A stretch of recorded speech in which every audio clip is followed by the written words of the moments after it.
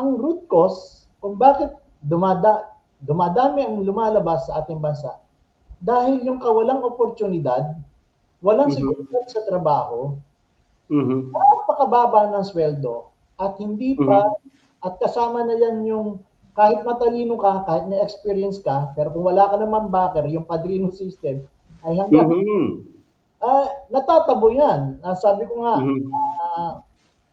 nakakalungkot pang isipin na lahat ng mahusay na doktor at mga nurses natin ay nawawala. Kasi nga, yung opportunity nila na makapagtrabaho sana ng maayos at magsilbi sa ating sektor ng pangkalusugan, binabarat din naman ng sweldo.